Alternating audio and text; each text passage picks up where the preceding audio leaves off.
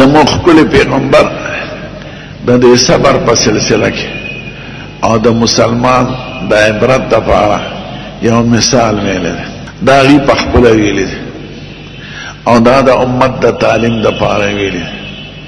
چې پخوا په بني اسرائیلو کې یو درې سړي نو داسې د سفر په اراده روان شو یو بل ځای ته کاروبار دپاره نو په لاره پې باران باندې او سیلې نو د غر په دره کې روانو نو دوی وی زه چېرته دې غار کې به کینو چې دا باران او سیلې ختم شي نو بیا بځو درې واړه غار کې کېناستل نو د غرونو باران خو سخت وي او سیلې هم چې ورسره نو ګټې رازغړي نو یو ګټه پکې را روانه شوه خالص د دوی په غار باندې ور پرېوت غار خولې بنده کړه او دا درې واړه یاران پکې دننه پاتې شو او دومره لوی ګټ دی چې نه یې خوځولی شي نه وله زور ورکولی شي نه پرې د دې څه طاقت رسي د صبر نه علاوه بل څه نو وی خدای صبر به کوو بیا یې وایي زه دعاګانې به وغواړو د خدای نه ځکه زمونږ نه اواز څوک اوري نه دلته څوک شته او نه زمونږ نه څوک خبر دی بغیر د خدای د اسرې نه هم بل څه نشته نو هر یو وایي وی داسې عمل یاد کې په دعا کې چې خالص هم د خدای دپاره کړي د چا د ښودنې دپاره د ریا دپاره هم نه کړی او خدای ته هغه په وسیله کې یاد کړي لیکن خدای پاک د عمل او د عبادت په وسیله خوشحالیږي او طریقه هم دا ده چې ته به عبادت وکړې بیا به خدای ته لاسونه اوچت کړي چې خدای که دا عبادت ما ستا دپاره کړي نو دا مصیبت را نه درکړي نو یو لاس اوچت کړه خدای زما مور پلار و بوډاګان او ما به ګډې چیرلې سرولې نو ناوخته چې به رالم او ګډې چیرلې به مې ولشلې نو اول به مې مور پلار نه ورکړې هغه پې د هغې نه چې به پاتې شو نو بال بچه او ښځې به مې خوړل وی خدای زه یوه ورځ ګډو چیرلې مې داسې روانې کړې وې او لرې تلې په ځنګلونو کې او ناوخته رالم چې رالم ګډې چیرلې مې ولشلې خو چې ګورم مور پلار مې وده دي او بوډاګانو او ماشومان مې ویښو او دغه یې غوستل پې غوستل خو زما ضمیر دا نه غوسته چې زما مور پلار دی هغې بغیر پی او بغیر خوراکه وده شوي او بال بچ له دې زه ورکم نو به زړه مې نه غوستل اگر چې دا روا کار خو د مور پلار هغه عظمت هغه محبت او عقیدت یې زړه کې دومره ډېر و چې ماشومانو له یې مخکې نه ورکړل وی دا مې خوښول نه چې دا مور پلار راویښ کړم نو لوښې د پی مې ډک لاس کې نیولی دی او د هغې سر سره ولاړی ما وی چې کله مې مور پلار په خپل طبیعت راویښ شي نو دوی به د اوس کې نو بیا به مې بال بچ څکي هغه ماشومان مې په جړا کې وده شو خو ما هغې له ور نه کړه وی خدایه ساره پورې زه ستړی ستومانم او ګډې چیلې مې سرولی خو نه مې خوب وکړ او نه مې بچو له مخکې پی ورکړه چې مور پلار مې راویښ شو په خپل طبیعت او هغې وڅکل نو بیا مې وروسته بال بچ انتظام وکړ یو لږ عمل دی خو صبر یې پې کړی او ګران هم دی وی خدای که دغه عمل ما ستا د رضا دپاره کړي او د مور پلار د عزت دپاره مې کړي چې تا د هغوی د عزت او د احترام حکم کړی دی نو دا ګټه زمونږ نه لرې چې شخ شو ګټه لږه وخوځېده خو دومره وخوځېده چې راوتېدې نه شي رڼه یې ولیدله بل لاسونه اوچت کړه خدای زما د تر لور وه او زه پې عاشق وم او هر قسمه مطالبې چې ما د هغې نه کړي دي هغه ښه ښځه وه هغې انکار کړی نو یو ورځ په هغې څه تکلیف راغله او پیسو ته یې جت نو ما له راغله ما ته وایي زما خو ضرورت پېښ شوی دی چې ته څه وې هغه به وکړو خو ما له دومره پیسې راکړه وی زه لاړم او حساب میں پیدا کر دا زمانے چې سسی کاوه او ما سره وعده وکړه چې فلان کې ځای ته راشه پیسې راوړه وی زه لاړم او حساب مې ویوړه او مونږ دواړه اوس بد عملی ته تیار شو او هغه ښه ښځه وه نو ما ته وایي د خدای پاک نه ویارېږه ما چاته اوسه پورې زنا نه ده کړې وی زه ورپېدم د خدای د یارې او راپاڅېدم ما وی نه زما د توبه زه به ګناه ونه کړم او هغه پیسې مې ما هغې له ورکړې ما یې دا ستاسې شو وی خدای که دغه عمل ما ستا د رضا دپاره کړي ځکه دغه وخت کې هېڅ رکاوټ نو نه د چا یاره وه نه څه بل سو او مونږ ګناه ته تیار وو خو ما د ګناه نه صبر وکړ او ما یو دوه درې منټه د ګناه په وجه زه ځان تباه کوم دا ولې نو که دا کار ما ستا د رضا دپاره کړي دا ګټه رانه لر کړي ګټې بیا هم شم نارې کړ او ګټه نور هم سسته شو خو راوتېدی نه شي دا ګورې زموږ د ښکلي پیغمبر بیان دی دا هغه په خپله ویلي لږ صبر یې وکړه ګناه نه خو لږ صبر سړی وکړي خدای پاک ور ډېر عزتونه ورکړي که په ګناه کې مبتلا شوی نو یو ورځ پس به بیا هغه خوند و چې بیا وکړم او چې یو ځل سړی صبر وکړي نو بیا بله موخه کې خدای صبر ورکوي او چې یو ځل د بې صبري وکړه نو بیا به د هغه تقاضا نور هم زیاتېږي خلک وایي چې زه له ګناه وکړم بس ګناه شوق به مې ختم شي نه ګناه شوق خو زیاتېږي په ګناه سره نن د ډرامو کتله سال نه به چې بله ورځ به پکې سي او چې یو ورځ وي نه دا څه به شی دی درو نو بیا به خدای توفیق درکړي هغه دریم لاسونه اوچت کړه وی خدای ما به پټې کړه نو یو ځل یو مزدور را سره مزدوري وکړه نو زما د هغه چې په کومو دانو وعده شوې وه مزدورۍ نه پس مې هغه ورکوملې هغه وی دا ته لږې راکې ما وی نه وروره زما او ستا چې په څه خبره شوې ده دا مغزه درکوم بس ما روغ شو او وی زه اړوالم نه لاړم حیران شم چې خدای څه وکړه وی دومره احتیاط نو کو چې د هغه د مزدورۍ دانې ما خپلو دانو سره ګډې نه کړې او د پټي یو طرف ته مې وکرلې نو چې دانې وکرلې شي خو زیاتېږي نو فصل چې تیار شو ډېرې شوې بیا د هغه نه فصل ما خپلو دانو سره نه ګډاو او زیاته ځمکه کې مې وکړه د هغې نه زیاتې شو بل کال نه د هغې نه زیاتې شو بیا مې خپلو پټو سره هغه نشي سنبالولی نو یو مزدوران مې پکې ونیول او په هغه دانو کې مې غوان واغشتل او ځمکه مې ورته د خپلې حصې نه جدا کړه چې دغه ځمکه او دغه دانې او دغه ستا کاروبار دغه کې کاره هغه دومره ډېرې شوې چې د بوسو بوساړې جوړې شوې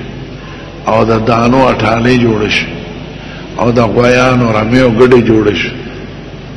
یو لس دوولس کاله پس هغه مزدور بیا راغی زما کوڅه کې تنبا وډزوله زه وروتم ما ته وایي وروره ما ته پېژنې ما تا سره یو لس دولس کاله مخکې څه کار کړی او زه درنه مرور شوم او خپلې دانې مې درته پرېښودلې وې خو زه محتاج یم ما له خیر دی خپلې دانې راکړه زیاتي مه راکوه ما ورته ویې وروره دا د غنمو د دانو دا ټالۍ چې دا ستا دی او دا غویان ستا دی او دا غلامان مریان مې ستا په پیسو کې اخیستي دي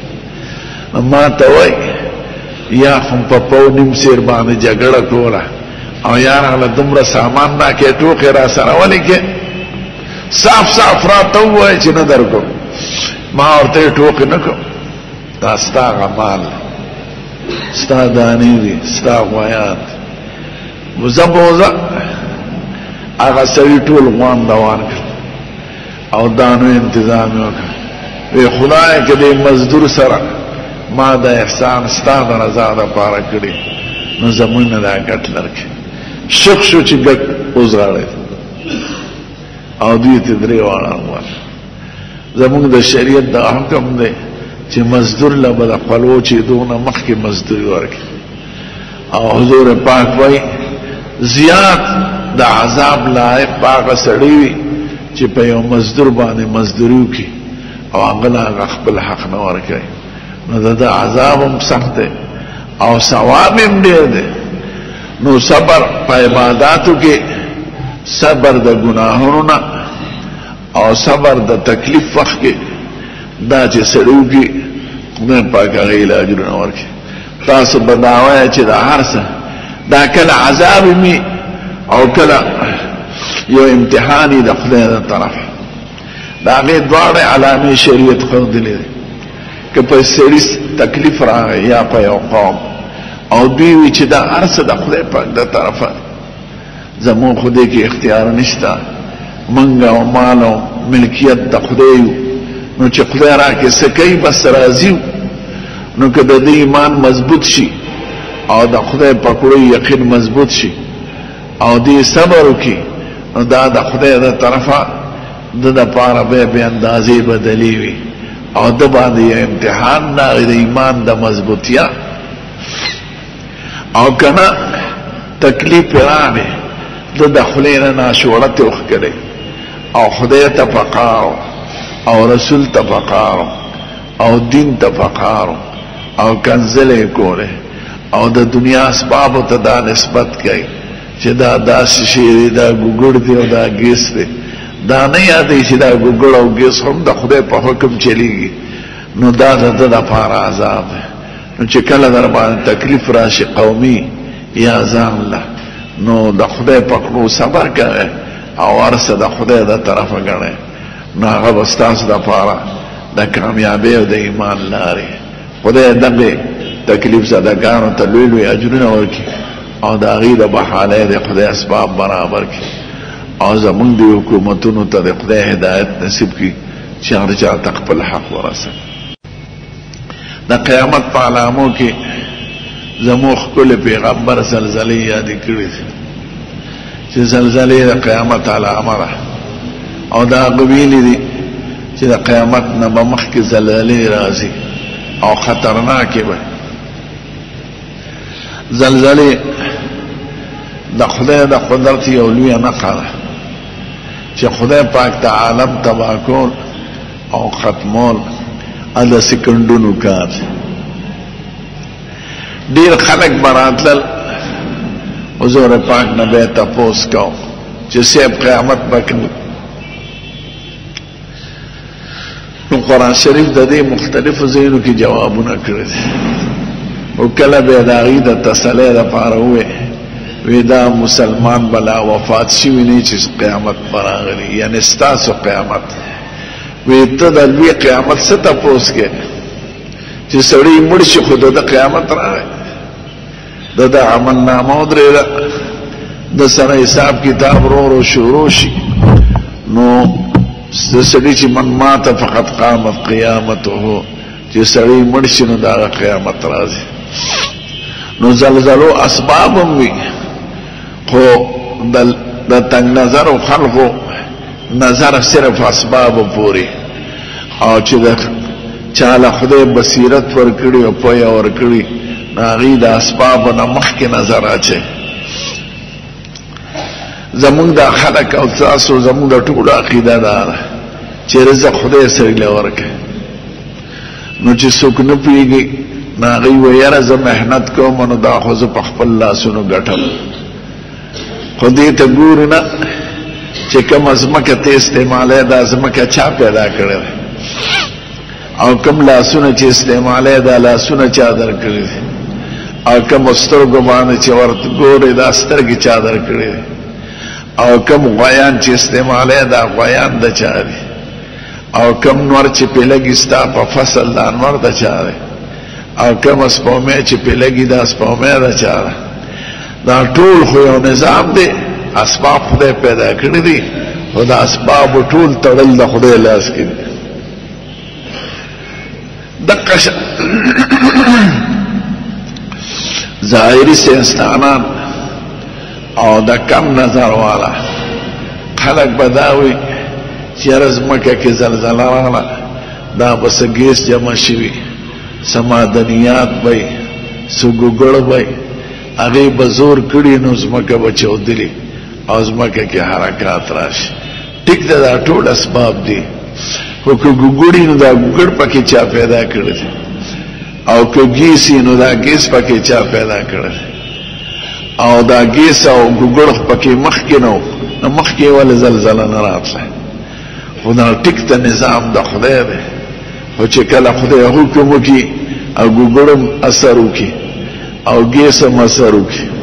او زمکه کې اثر راشي نو دا ټول مزي د خدای پاک سره تړلي دي آخری چیزی زینو پا خدای پاک بودریگی نو دا اول نا خدای پاک یاد آوا منگوی باران خدای کئی نو دا وارد سکول ماستران چی دیوی یرا دا ملایان دا سینس ندی خواه دا باران خود اوریازی نرازی آلکه اوریاز دا کم دینا ناغلی نا اوریاز دا سمندر بڑاسته ٹھیک دا سمندر دا کم دینا ناغلی نال تا چپ شیویانا دا خدای کار دینا نو دقا شان دا اول نوائی چه دا طول مزی خود تڑلی دی دا یو بل سارا خو آخری با ادریگ پا خدای پاک نو دا اول نا خدای یاد آوا چه دا دی ٹنگلو طاقتونو سرچشمه او دا طول اسباب او بانو پیدا کون کے اگا خدای پاک دے چه کل اگا حکمو کی نو بس ارسوشی او چه حکمی نہیں کرے اگا اسباب هم استعمال او اسباب بکار نکے نو دا دی وجنا دا قرآن شریف هم دا تعلیم دے چه کل درمانے تکلیف راشی مصیبت راشی تو بس صبر اختیار ہے دا گناہم صبر کون پا عباداتم صبر کون پا تکلیفنم صبر کون او دا بارس خدای تا منصبه او دا باوے انا للہ و انا الیہ راجعون دا انا للہ و انا الیہ راجعون کی یو دو نفسیاتی تعلیمون دی اول دا انا للہ منطول دا خدایو نو چه خدای دی نو خدای مالک دی مالک پخپل مملوک کی هر قسم تصرف کئی نو دا خبگان سا خبر پکی نشت دا سڑی لرگیوی خشاکوی دا سلرگون الباره جوڑ کی دا سن تق تپوس جوڑ کی او سو دائی دا چا دا تپوس حق دا نشتا چی والی اغبوی زمان مال لی زچ سکو مانگو کو خدای تا سکدانشی ویلی چی والی لا یسالو عما یفعل وهم یسالون خدای نه دا سوک تپوس نشي کولی چې دا حواله د خدای مال نو الا لله کې اول دا تعلیم د چې هر څه به دا د خدای دی مونږ ټول د خدای نو کوم بال بچي مرشي دی وې زما په خپل ځان کې اختیار نشته نو بال بچ کې به مې سه اختیار راشي په خپل کور کې مې اختیار نشته نو د بل په کور کې به مې سه اختیار راشي نو خپکی یا وخت کې سړی چې سړی په پردي مال کې تصرف کوي او چې دا د عقیده چار څه د خدای دی نو خدای په خپل مال کې تصرف کوي نو د خپګان مخفقی نشتا دیم وإنا الیه راجعون زمونږ ملاقات به د خدای پاک سره راځي دام یو تسلی سبق دی سړی په دوه سيزونو خپکیږي یو دا چې ته خپل مال غنې او بل پکې لاس وای نو ته بخپه کېږي نو چې دا غنې چې مال اولاد ارسه مې د خدای دی نو هغه پکې تصرف کوي د خپګان سوزه پاتې نشو دیم په دې خپکیږي چې دا خو زمانہ جدا شنو بیا خو ملاقات نه کیږي یو مړ چې شنو دې په دې خپای چې را بس لا ملاقات ختم نو چې دوی وینا الیه راجعون زمون د ملاقات یو زمانه شتا بیا به خدای پاک مونږ یو ځای کوي نو دا یو قسم تسلی ده نو دا تسلی یو درس دی چې دې به هر څه د خدای پاک غني کمال کې نقصان نه کې جان کې راغی کې کور کې راغی ارسه د خدای دی او به هم د خدای سره یو ځای کیږو نو د جدای سوال پکې ختم دي چې ټول عمر د پاره جدای نه نو د نشان مصیبت کې به سړی صبر کوي او په ګناه کې به صبر کوي او په عبادت به صبر کوي نو خدای پاک به اندازې بدلې ورکړي